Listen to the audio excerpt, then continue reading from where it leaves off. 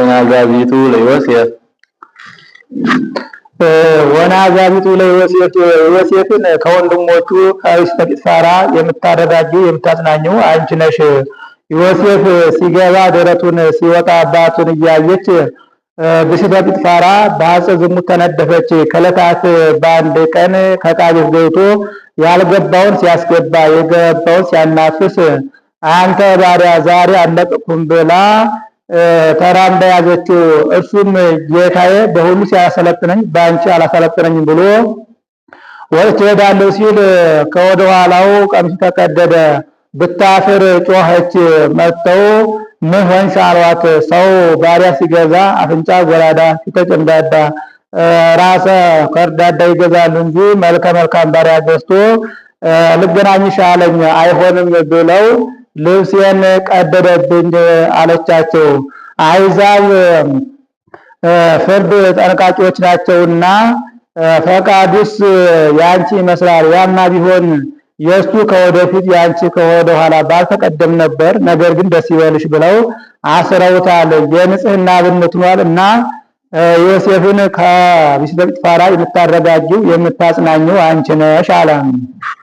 ዮሴፍ ማለት ገበገብ ማለት ነው። ልያ ባላ ከወለደች በኋላ ወልደዋለችና ዓመት ድገመኝ ስትል ገበገብ ብለዋለች፣ ዮሴፍ ብለዋለች። ዛሬ የጋፋት ሰው ዓመት ድገመ ሲል አዲስ በቀመሰ ጊዜ ገበገባኒ እንዲል ነው። ጽላት ዘሙሴ የሙሴ ጽላት አንቺ ነሽ። ጸጳጦስ ዘሲና በደብረ ሲና ያያት ጸጳጦስ አንቺ ነሽ። ሲን የሚባል እንጨት ስለበቀለባት እንዲህ አለ። አንድም ሙሴ በደብረ ሲና ነበልባል ሐመልማል ከነበልባል ጋር ተዋህዶ ያያት ጸጳጦስ አንቺ ነሽ። ሙሴ ማለት እጓለ እማይ ማለት ነው። ተርሙት ወለተ ፈርዖን እማይ ዘረከብክዎ እማይ ዛውጻይክዎ ስትል እጓለ እማይ ብለዋለች። ጸናጽል ዘውስተ ልብሱ ለአሮን ካህን በአሮን በልብሰ እንግዳ በልብሰ መትከፍ ያለሽ ሻኩራ አንቺ ነሽ።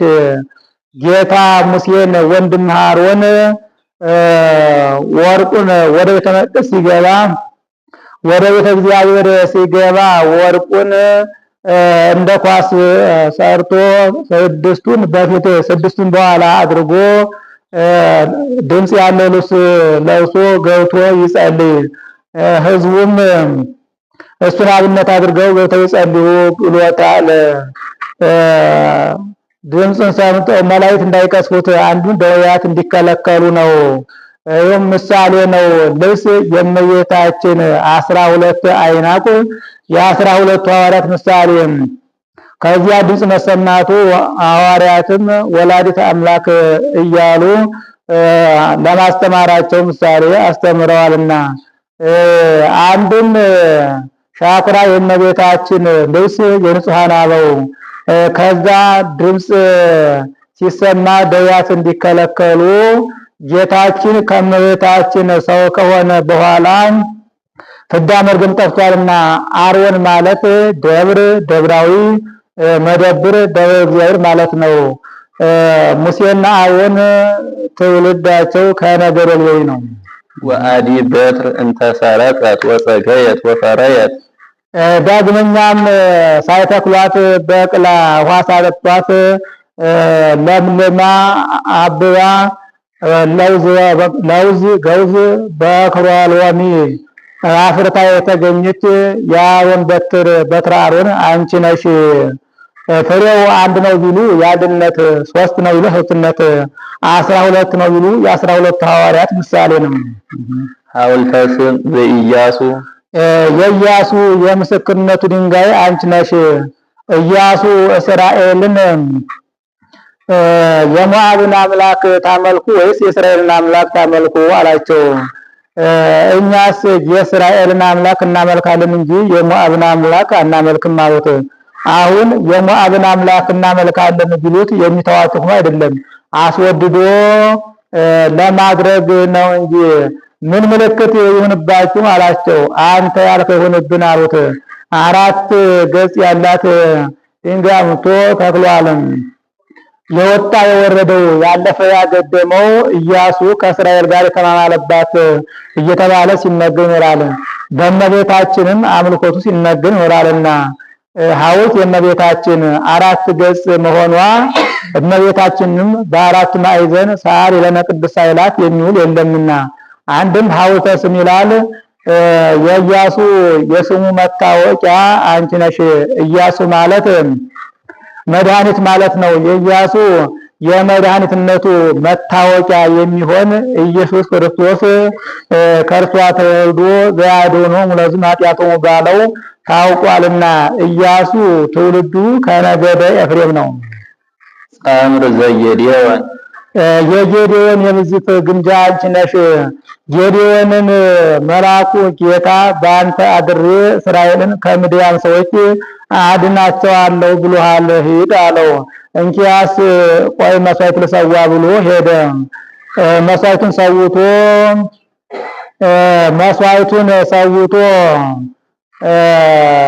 ስጋውን በቅርጫት ደምሮት አድርጎ አቀረበ።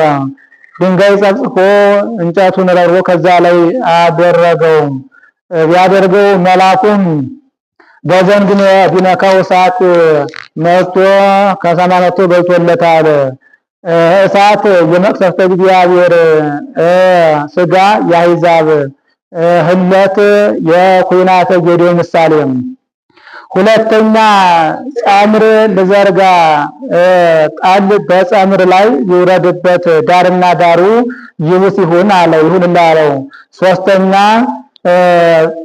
ጸምር ልዘርጋ ጣል ጸምር ይብስ ይሁን በዳርና በዳሩ ይውረድ አለው። ይሁን ሆኖታል። ሁሉም ሆኖለታል።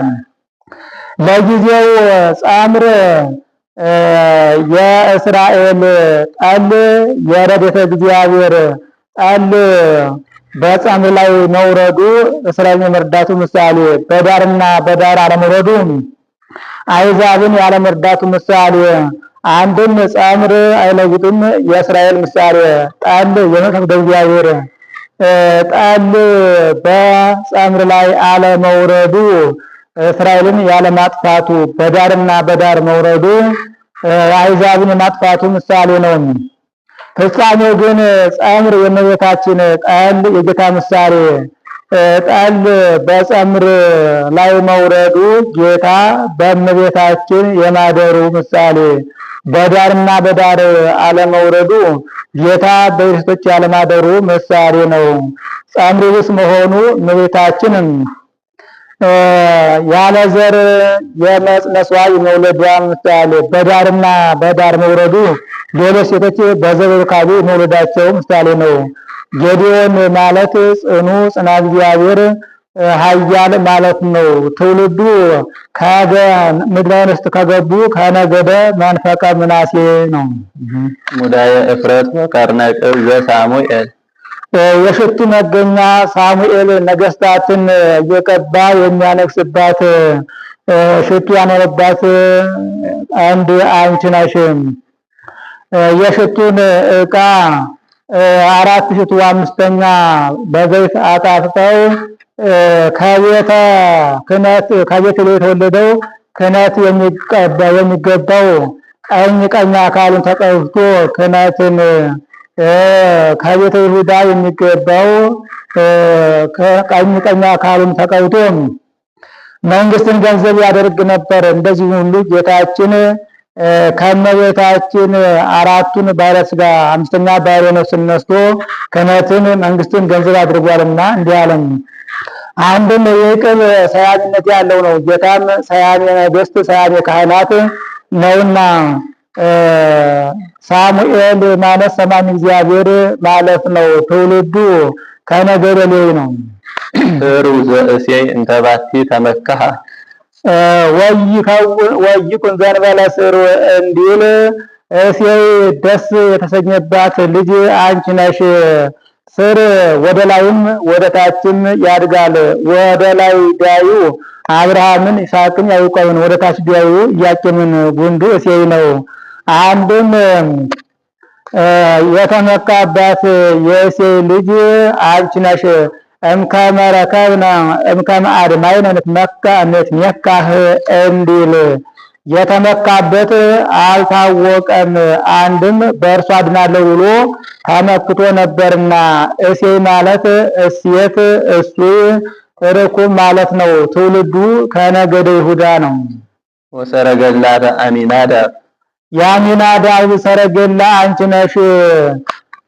በበጎ ነገር ይመስላታልና የአሚናዳብ ሰረገላ ልዝብ ፈጣን ነው።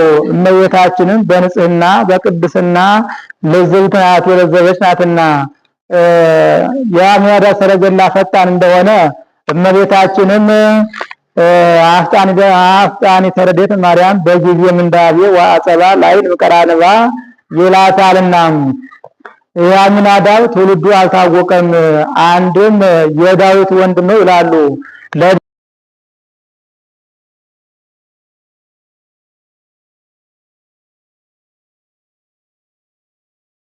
መንፈስ ቅዱስ ማደሪያ አንቺ ነሽ ሲል ነው። መሰንቆሁ ለዳዊት የዳዊት መሰንቆ አንቺ ነሽ። ዳዊት መሰንቆ ሲመታ በገና ሲደረድር ብዙ ድውያን ይፈወስ ነበር። ሳኦልም ሀብተ ሰይጣን አድሮበት ነበርና ሲጸናበት ዳዊትን በገና ደርድርልኝ ይለው ነበር። ይህ ሁሉ መደረጉ ጌታችን በጉልበቱ ቢኖር ነውና። አንድም ለዳዊት የሃይማኖትን ዋጋ የምታሰጪው አንቺ ነሽ። መሰንቆሰ ዘይቤ ይእቲ ሃይማኖት እንተ ለብስዋ ሰማዕት እንዲል ዳዊት ማለት ልበ አምላክ ኅሩይ ፍቁር ማለት ነው። ትውልዱ ከነገደ ይሁዳ። ወአክሊሉ ለሰሎሞን የሶሎሞን ሀቲም ቀለበቱ አንቺ ነሽ። ሶሎሞን ሀሩራኤ ጭራዋቅ የሚባል ስመ የተቀረጸበት ሀቲም ቀለበት የተቀረጸባት ሀቲም ቀለበት ነበረችው። ትምህርተ መንግስቱ ግርማ ሞገሱ ሷናትም ከሴት ሲደርስ አንበሳ መደብ ሲቀመጥ ከዙፋን አኑሮት ነውና አንበሳ መደብ ወጥቶ ሳለ ሰይጣን ለምቀኝነት አያርፍምና ማንሳት የማይቻለው ቢሆን ከነ ዙፋኑ ጠቅሎ ከባህር ጣለው። ሶሎሞን ሲመለስ ዙፋን ቤቱ ከለከለው። እርሱም ሄዶ ተቀመጠ። ኧረ እኔ ሶሎሞን ነኝ አስገባኝ አለው። መልካም ከተሜ ሶሎሞን ከዙፋኑ ተቀምጦ እኔ ሶሎሞን ነኝ አረወግድ አለው። እሱም ወጥቶ ሄደ። ያም የማይፈርድ የማይተች ሆነ። ለእህቱም ለሚስቱም ቢሉ አንድም ሳቤራ የምትባል ነብይት ነበረች። እንደዚህ ሆነብን ብለው ነገሯት። ዳግም ሕግን ከፊቱ እያጠፋችሁ አንቡ፣ እርሱ የሆነ እንደሆነ ዝም አይላችሁት ከሆነ ዝም ይላችኋል አለቻቸው። ዳግም ሕግን ከፊቱ እያጠፉ ቢያነቡ የማይመልሳቸው ሆኗል፣ ዝም ብሏል። እርሱ አለመሆኑ በዚህ ታውቋል። ጊዜ ይግለጠው ብለው ትተውታል። ከዚህ በኋላ በገዛ ከተማው 2 ሳምንት ያህል ለመነ። ከዕለታት በአንድ ቀን ሰይጣን የሰው ልቡን አጽንቶበት የሚዘከረው አጥቶ ሂዶ ከመሰግራን አሳ ስመ እግዚአብሔር ጠራ። ይህ ዘብዛባ ብሎ ሙቶ ያደረውን አሳ ሰጠው። ወድቃውን አውጥቶ ለመመገብ ቢቀደው ወርቁን ቀለበቱን ከዛ አገኛትም። ንጉሥ ከዚህ ምን አመጣው ብለው ክብብ አድርገውታል።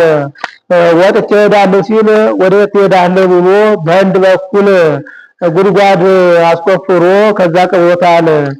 እንዳይወጣ መርበርተ ሰሎሞን የሚባል ስመ እግዚአብሔር አትሞበታል። እሱንስ ከዚህ ያደረሰው ምንድነው ቢሉ ከዕለታት በአንድ ቀን የተራበ ድሃ ስመ እግዚአብሔር ሲጠራ ሰምቶ ይህ ሰው ምን እያለ ነው? ምን ሆኖ ነው አለ። ርቦት የራበው ድሃ ነው አሉት። ራብ ምንድነው ነበርና ይቅመሰው ብሎ ነው ፍርዱ እንጂ ነው። ቀድሞ በሞግዚት አደገ፣ ኋላም በቤተ መንግስት በቤት ረሃብን አይቶት ቀምሶት። የሰሎሞን መንግስት በቀለበቱ ምክንያት እንደተመለሰ በአዳም የሄደ ልጅነት በእርሷ ምክንያት ተመልሷልና የሶሎሞን ቀለበቱ አንቺ ነሽ፣ ቀለበቱ አንቺ ነሽ አለ። አንድም የሰሎሞን ዘውዱ አንቺ ነሽ፣ ዘውድ እንዲያስከብር የምታስከብሪው አንቺ ነሽ ሲል ነው። ሰሎሞን ማለት መስተሳልም መስተፋቅር ማለት ነው። ትውልዱ ከነገደ ይሁዳ ነው። ገነት እጾት አዘግት ህትምት በውስጥ በአፋ የታጠረች ተክል በውስጥ በአፋ በድንጋይ የተገጠመች የውሃ ጉድጓድ አንቺ ነሽ። ተክልን ሌባ እንዳይደርስበት አውሬ እንዳይተነፍስበት ብለው በውስጥ በአፋ ያጥሩታል። የውሃውንም ጉድጓድ ጠላት መርዝ እንዳይጥልበት ንስናሽ እንዳይጥልበት ጠላት መርዝ እንዳይጥልበት ንስናሽ እንዳያደርግበት ብለው ለ50 ለ30 የማይነሳ ድንጋይ ይገጥሙታል። ተክልን ሌባ እንዳይደርስበት ጠላት ውሃን ጠላት መርዝ እንዳይነሰንስበት ንስናሽ እንዳይጥልበት ብለው ድንጋይ እንዲገጥሙት እመቤታችንም ልማደ አንስት ዘራ ወራዊት የለባትምና ተክልን ሌባ እንዳይደርስበት አውሬ እንዳይተነፍስበት ብለው በውስጥ በአፋ እንዲያጥሩት እመቤታችንም የሐልዮ ኃጢአት የለባትምና አጋንንት ድል አይረሷትምና መንፈስ ቅዱስ አቀባ እምከርሰማ እንዲል ተክል የእመቤታችን ገነት የእመቤታችን ተክል የጌታ ቅጽር የረድኤተ እግዚአብሔር ምሳሌ ነው። መሶበ ወርቅ እንተ ኤልያስ የኤልያስ መሶበ ወርቅ የወርቅ መሶበ አንቺ ነሽ።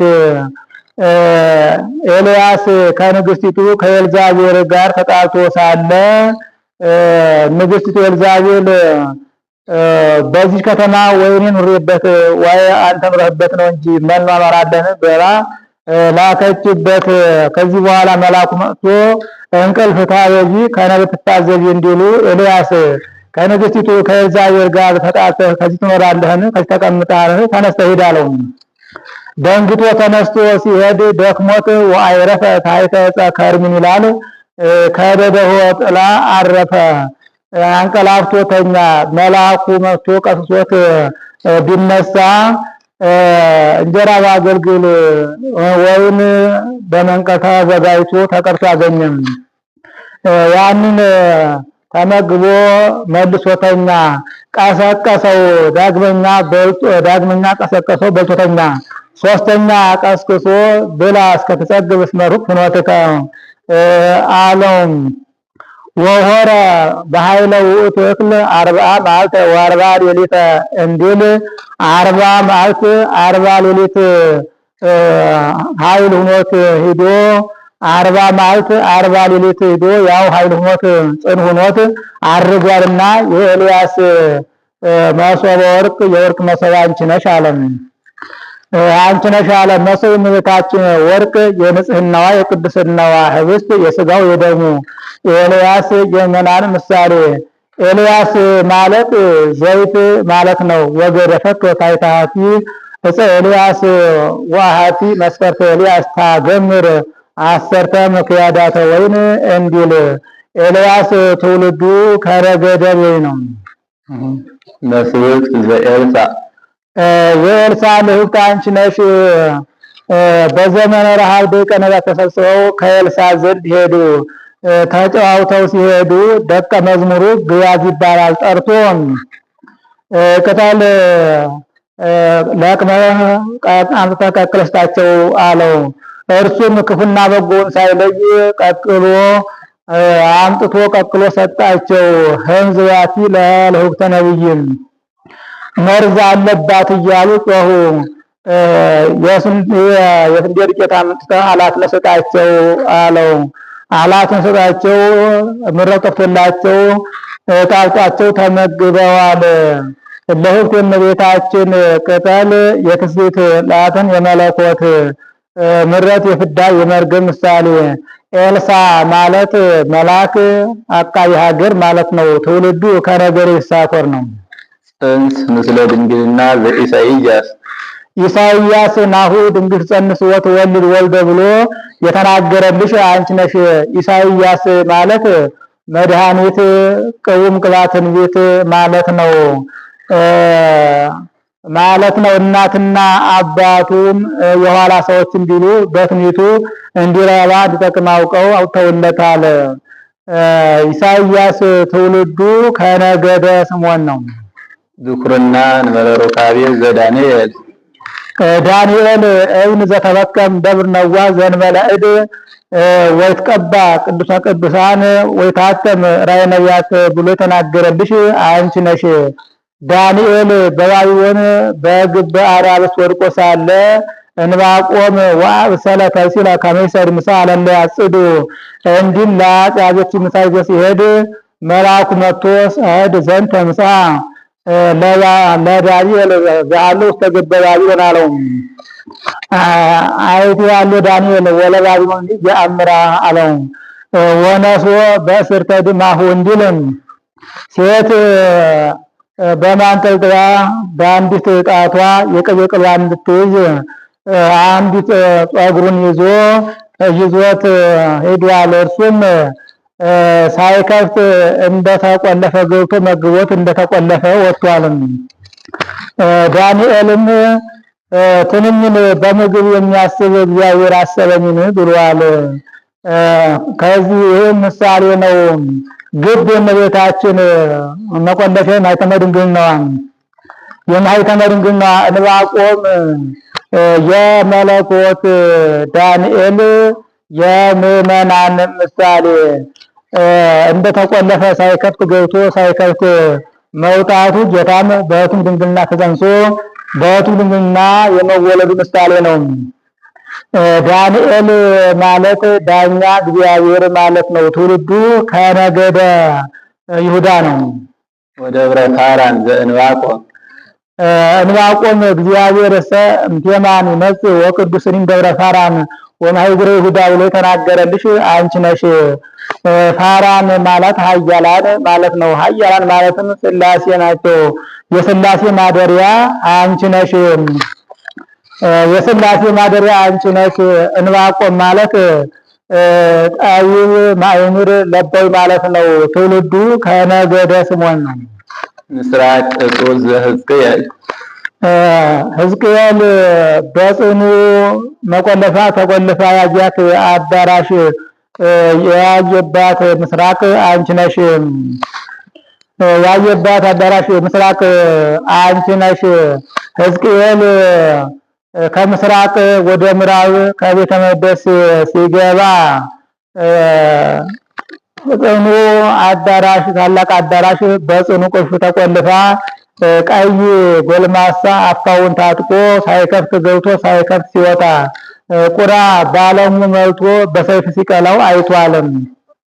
አዳራሽ የእመቤታችን መቆለፊያ ማኅተመ ድንግልናዋ የማኅተመ ድንግልናዋ ምሳሌ ነው።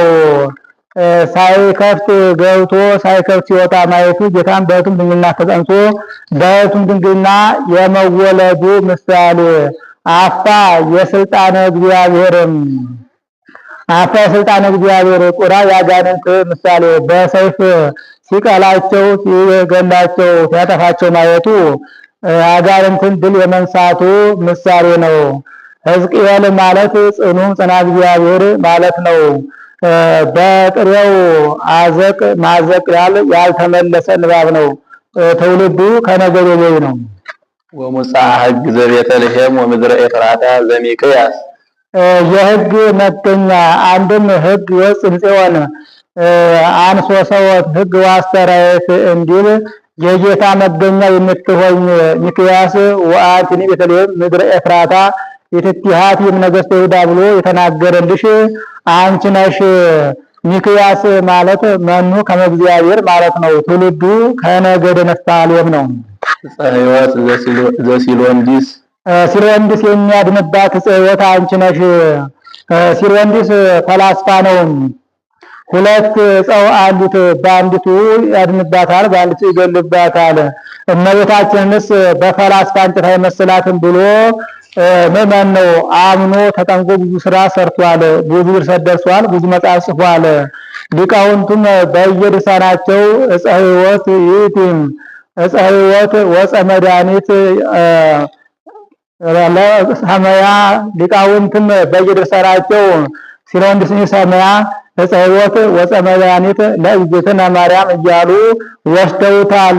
አንድም የሶሎሞን የፍልስፍና ስሙ ነው። ዕፀ ሕይወት ይእቲ ለሌት መረጎዝ ባቲ ብሎ ሶሎሞን የተናገረልሽ አንቺ ነሽ። አነሳስቶ አስተምሮ ላስፈጸመን ለልዑል እግዚአብሔር ክብር ምስጋና ይግባው።